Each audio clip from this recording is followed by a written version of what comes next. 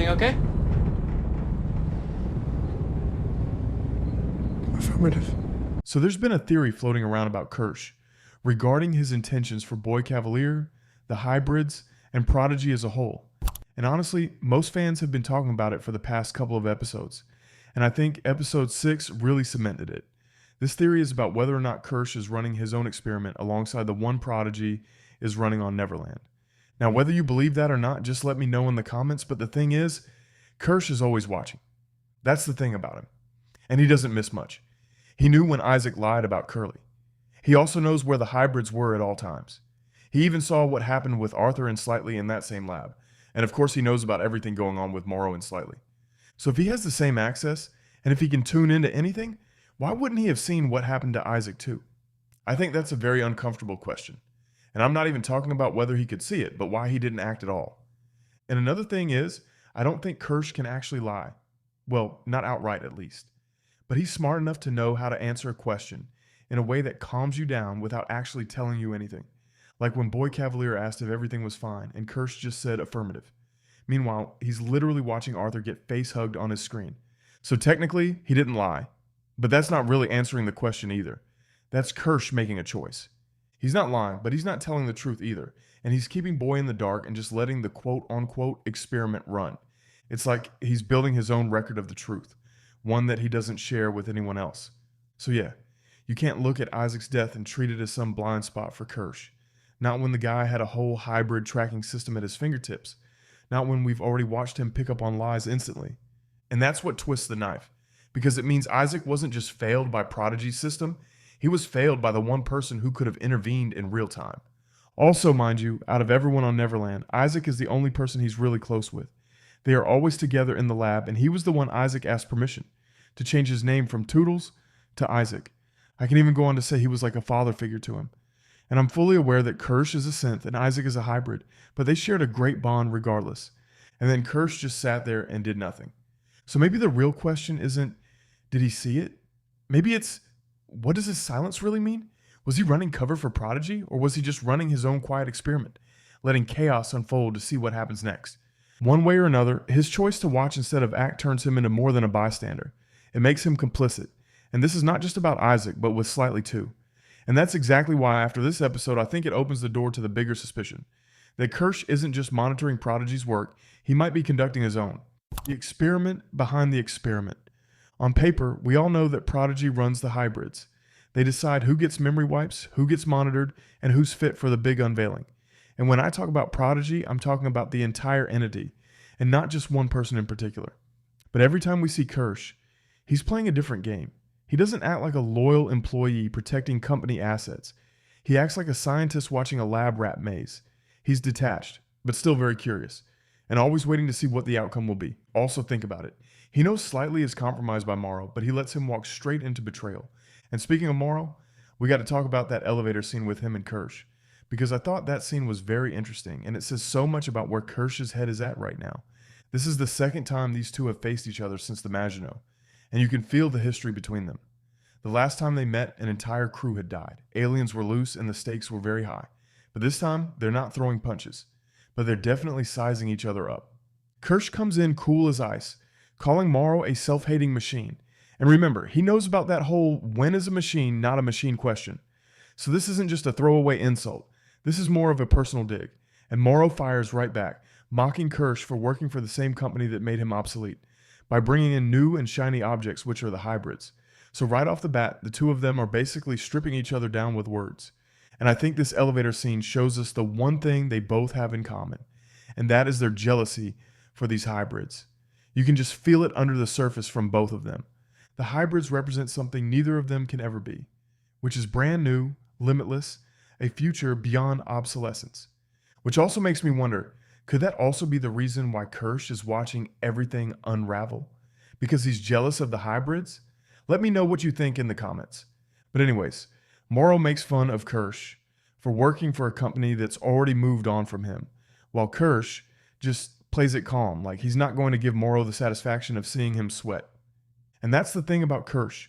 Morrow is loyal to his company and will sacrifice anyone to achieve his mission. We've seen that play out before, but Kirsch, on the other hand, is harder to pin down. He doesn't jump in to stop what's happening. He just stands back and watches. Like, this is all part of some bigger experiment only he understands. Because again, he watches Arthur get locked into a death sentence without even blinking. And when Isaac lies about Curly, Kirsch catches it. But instead of calling him out, he doesn't say anything. That's not negligence. That's a deliberate choice to observe, not prevent. And the way he talks about the hybrids seals it. Kirsch doesn't describe them with care or even caution. He frames them as a fascinating puzzle, a new evolution that makes everything before, even him, look obsolete. There's no fear in his voice and no sympathy for the people being chewed up in the process, which is why I think it's not far-fetched that people would think Prodigy is running one experiment and Kersh is running another one in parallel.